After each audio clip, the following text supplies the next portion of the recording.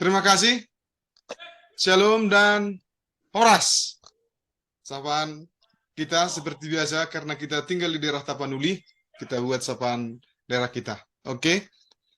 Pada pagi hari ini, pertama sekali kita ucapkan syukur kehadirat Tuhan Yang Maha Kuasa. Kita berkumpul kembali dalam kegiatan proses belajar mengajar di kelas 11 ATU 2 SMK Negeri 1 Pangaribuan. Pada pertemuan ini, anak-anakku sekalian, kita akan melanjutkan pembelajaran kita tentang gereja sebagai umat Allah. Mari kita perhatikan tampilan slide yang ada di depan kita. Gereja sebagai umat Allah. Sebelum kita masuk ke materi kita, adakah kawan-kawan, adakah anak-anak didik kami yang tidak hadir hari ini? Semua hadir ya? Iya Pak, semua Ya, hadir Pak. Pak. Oke. Nihil Pak, nihil. Baik, terima Hadir. kasih.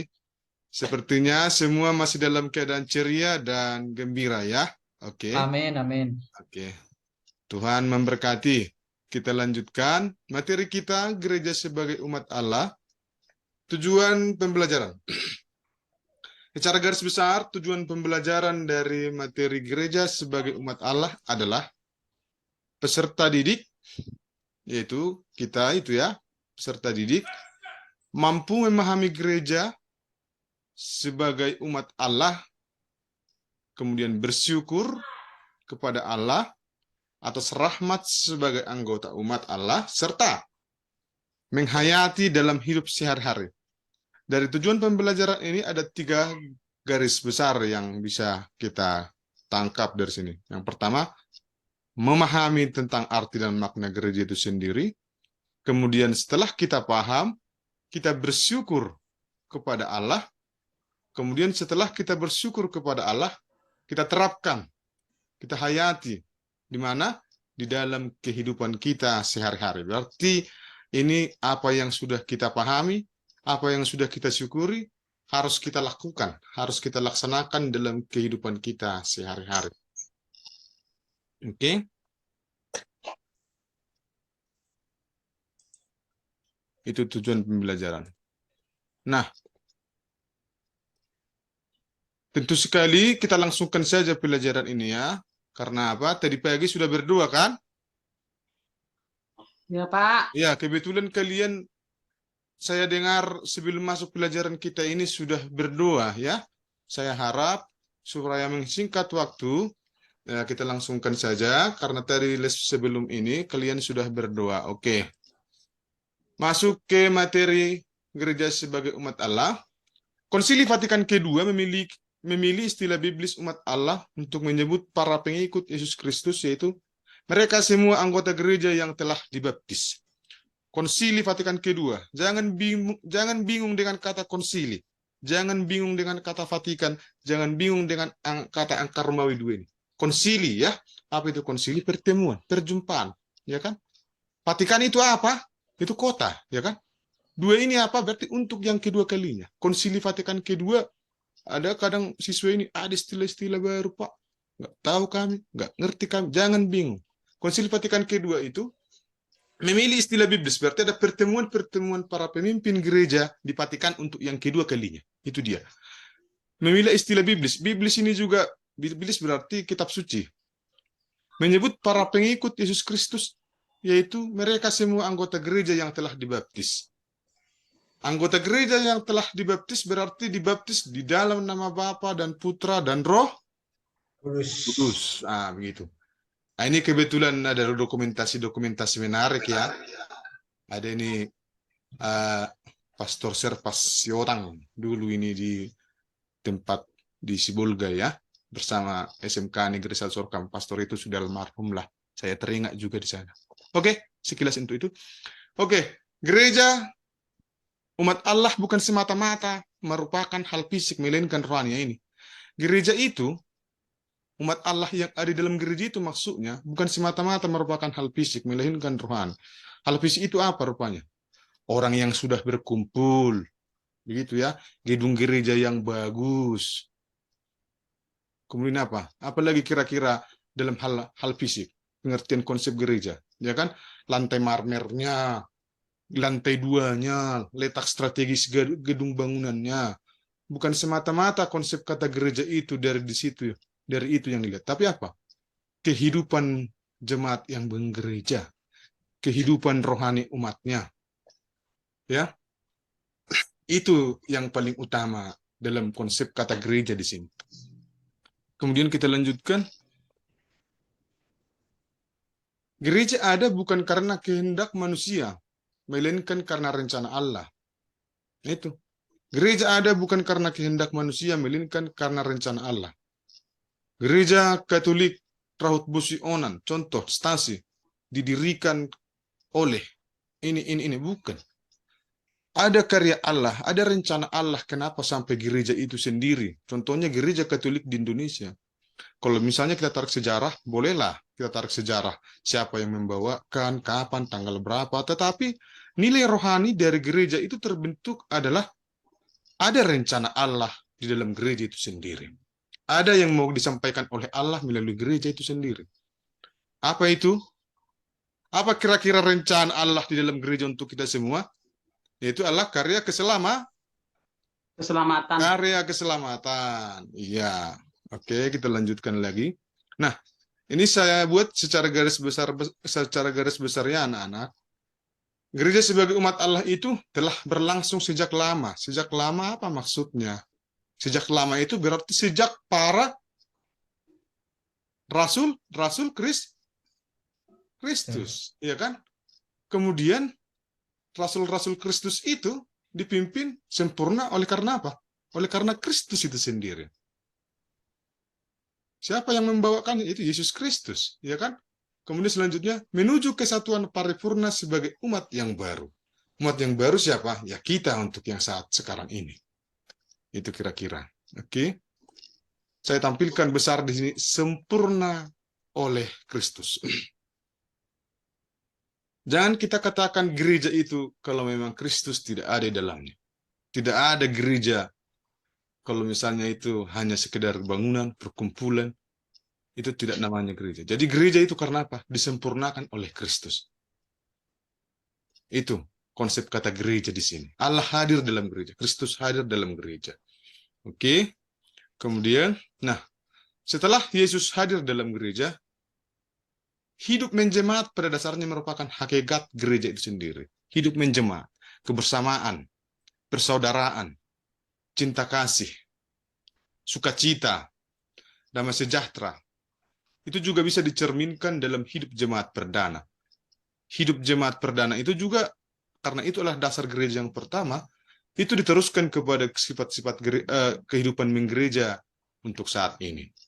Oke, saya lanjutkan dulu menjelaskannya. Kalau nanti ada yang kurang jelas, boleh tanyakan. Kemudian gereja sebagai umat Allah merupakan suatu pilihan dan panggilan dari Allah itu sendiri.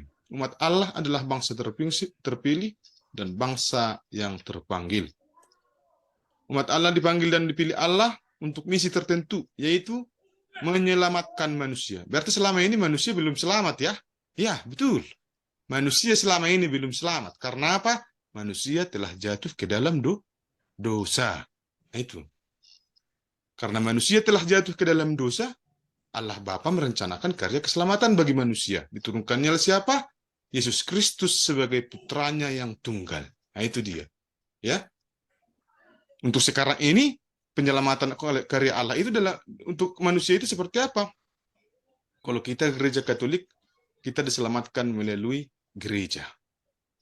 Ya, gereja bukan hanya sekedar gedung, bangunan, tetapi sisi kerohaniannya itu yang dimaksud gereja. Ya. Kemudian hubungan antara Allah dan umatnya dimateraikan oleh suatu perjanjian. Umat harus menaati perintah-perintah Allah dan Allah akan selalu menaati perjanjiannya. Ya kan, ada hubungan timbal balik. Kemudian umat Allah selalu dalam perjalanan melewati padang pasir menuju tanah terjanji. Artinya kita sebagai gereja, umat Allah sedang berjarah di dunia menuju rumah Bapa di surga. Ya, ciri gereja sebagai umat Allah terlihat dalam panggilan dan inisiatif Allah. Persekutuan, bersekutu.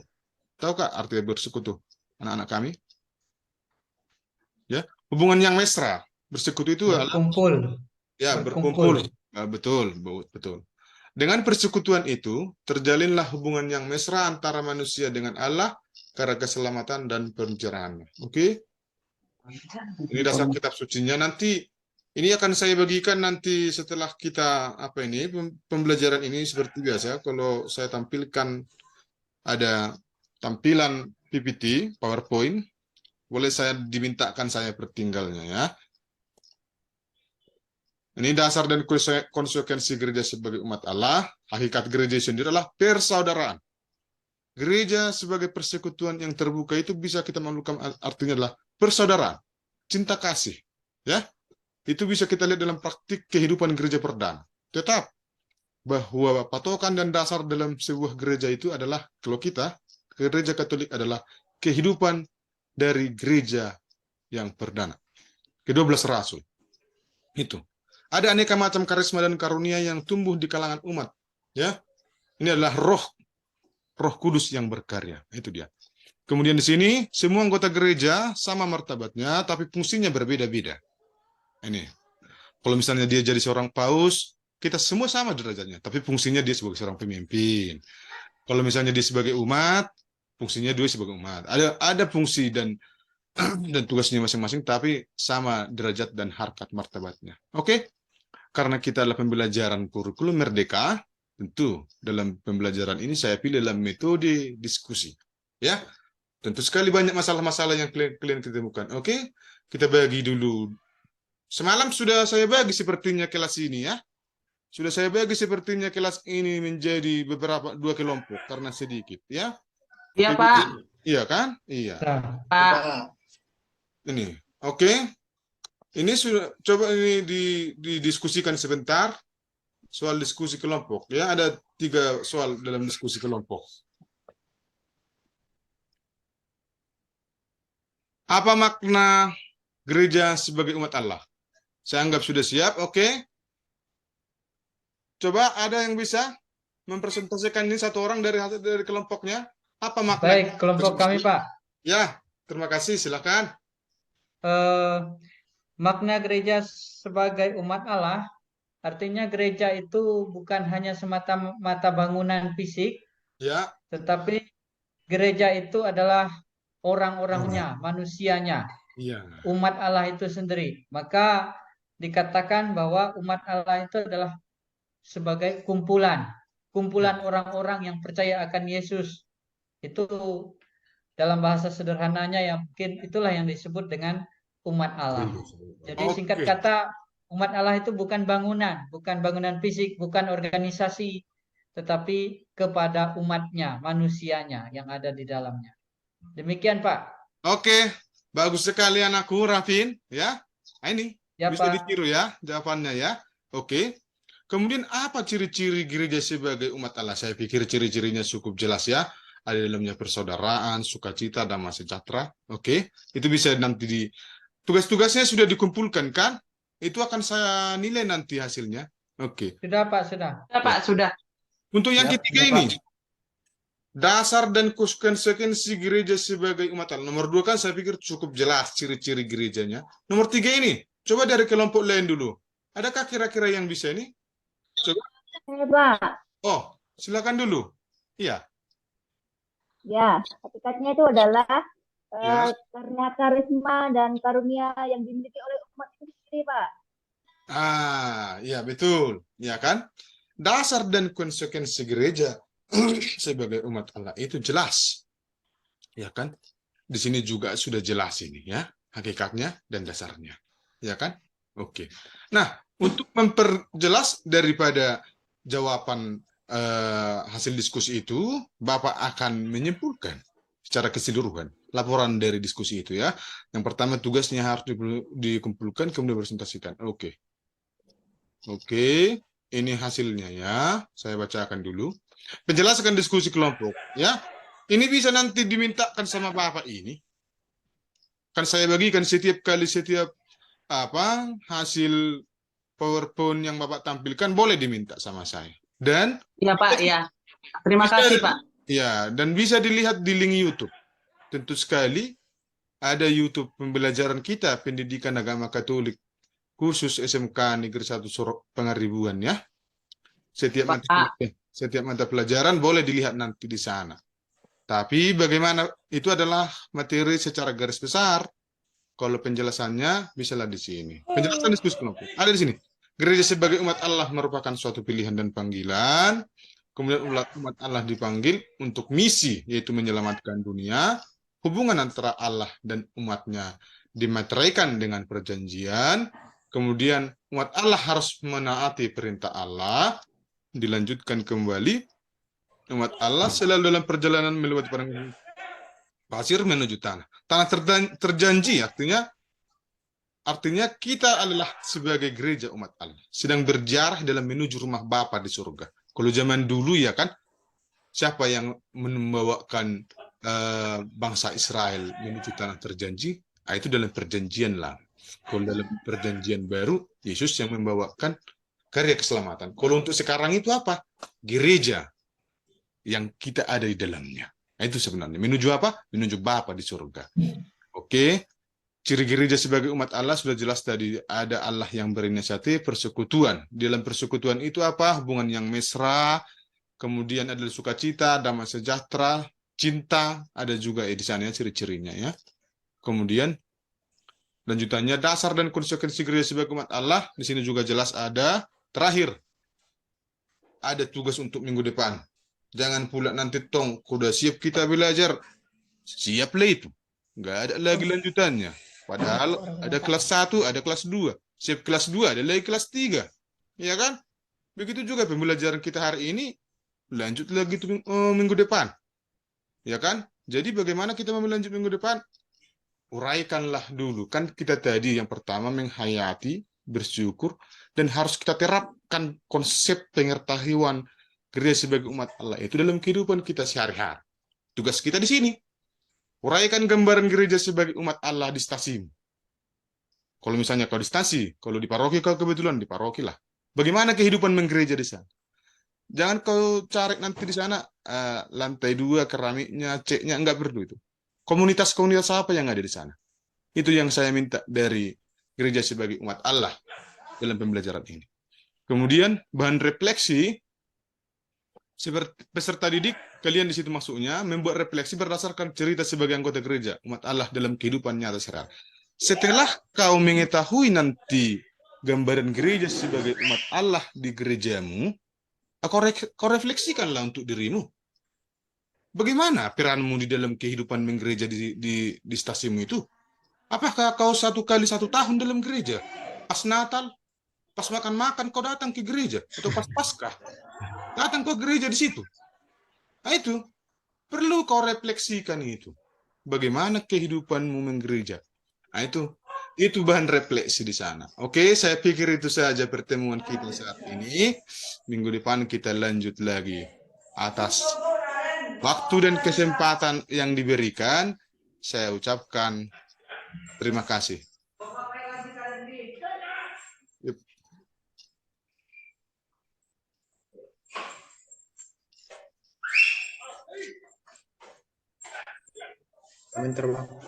Mohon tanggapannya.